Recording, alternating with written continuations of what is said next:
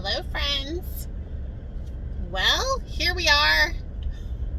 It's the 12th day of our challenge.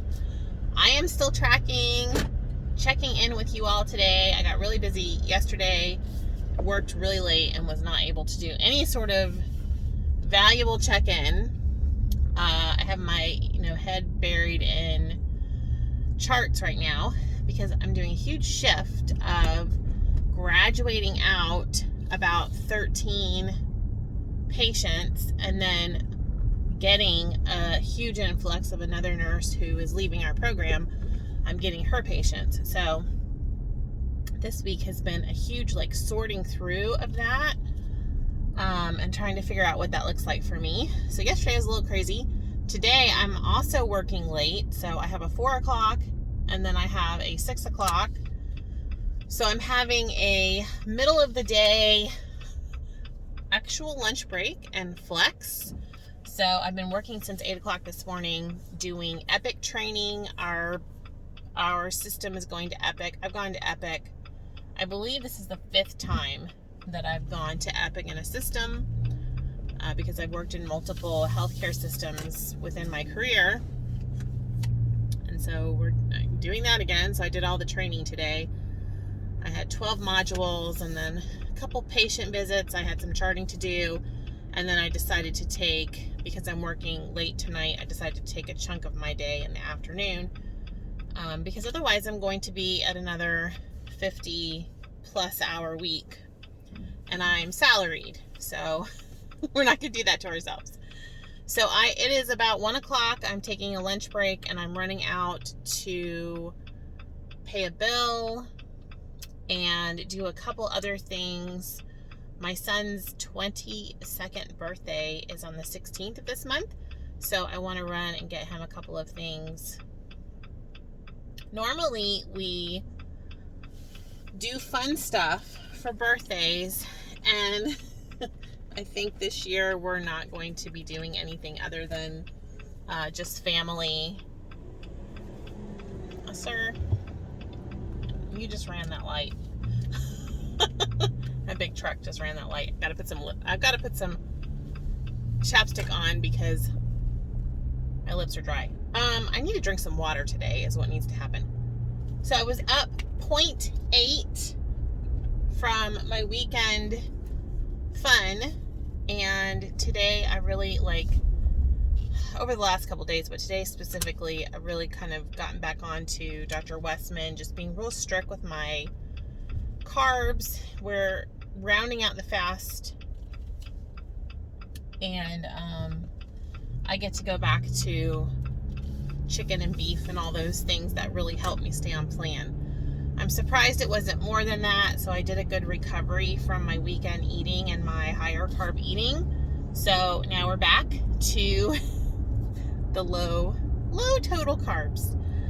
Feel better like that, and today I'm feeling a lot better. I do need to get some more water in though. So that is the weigh-in report for this month. I think I'm still down half a pound for the month. Right? I don't know. I'm losing track. I'm already losing track. Probably because we started the month on a weekend, but I'm weighing in on Wednesdays and I don't even know where I'm at anymore. So I think after the feast this weekend that we will be celebrating, that's what we call it. We call it fasts and feasts. It doesn't mean that I'm going to be doing any sort of weird feasting by any stretch of the imagination. But I will be eating chicken and beef again, which is going to feel like a feast for sure. And I can have dairy and all that kind of good stuff. I feel like that will be a good time to sort of reevaluate where I'm starting at that point, because it has been fuzzy. And then we don't have another fast until Nativity, Christmas time fast. So that is, that will be here. So I'd like to make some good progress before that, because it seems like the fasting seasons are what are really challenging for me, honestly. And they were before when I was doing other plans. I think that's just a theme. I've got to figure out how to just push through. because this is my life and a reality of mine that I have chosen for myself. So it's all about choice. I was watching somebody today that was commenting on food as fuel and how, as human beings, we don't necessarily look at food the correct way because we don't see it as fuel. Like we attach too much like celebration and emotion and fun to food. I think as an Orthodox Christian, I disagree. I think that there are times to fast and there are times to feast. And I think we have these celebrations in life where we can incorporate some celebratory foods in moderation as part of that celebration. I mean, I think that that's a very human thing to do, and throughout history we see that.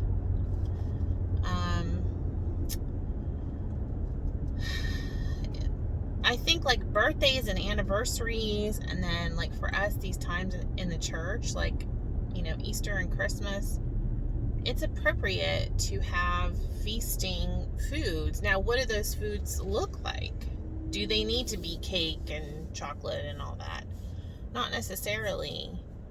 But I think as human beings, we are human beings. Food is this beautiful part of life, and it can be very like blessed and holy and envelop the senses and celebratory and all of those things without us abusing it. There's a difference there. And so having one piece of cake as opposed to eating the whole cake.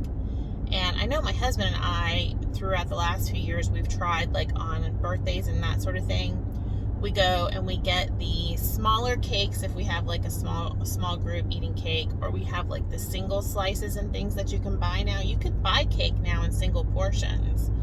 And then that way you're having that moment, that like celebratory moment, and you're sharing in that. And then you don't have the whole cake beckoning to you for a week, where you go and you cut slivers off over and over again. I kind of think like this whole food as fuel is diet culture and diet mentality. Like,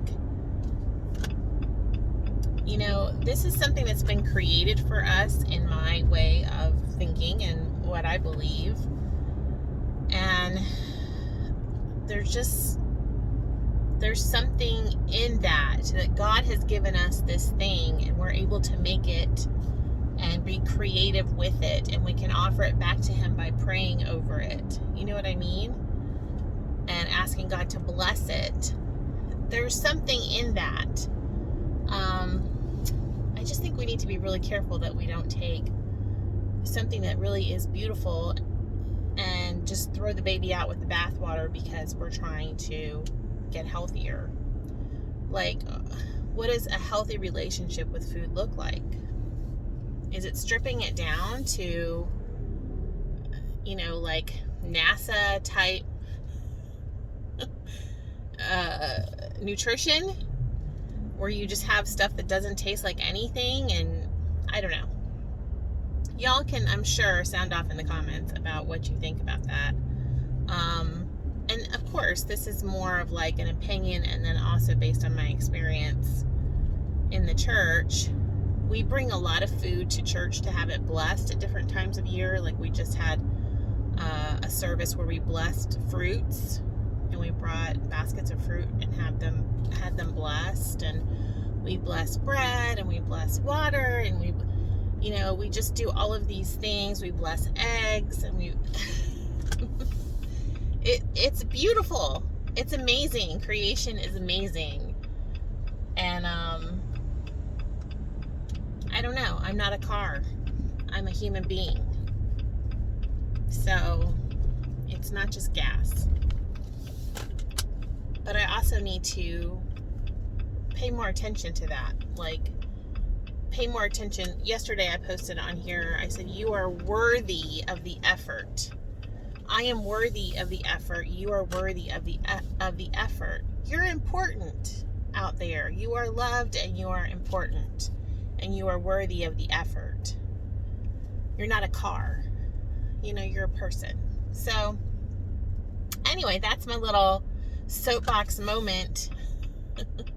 And I loved that I heard that discussion today on a YouTube channel. It was just like a blurb. I follow all kinds of people doing all kinds of things, and I really appreciate this person's viewpoint, but I don't agree with it in this situation, and I think that's okay. So tell me what you think. What works for you, and how do you approach this amazing, beautiful creation of food?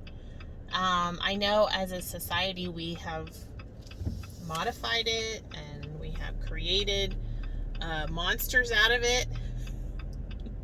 We have processed it to death, but that doesn't negate the fact that at its core, food is it can be a very beautiful thing. And it can be a beautiful part of our lives. Tell me what you think. If you agree or disagree or what your experience is, I would love to hear about it. Other than that, stay in orbit, keep tracking. You're doing a great job tracking. And I'm really working on cleaning up my carbs right now. And continuing on my little health quest. Boy, it's something else. I'll talk to you guys later. Bye.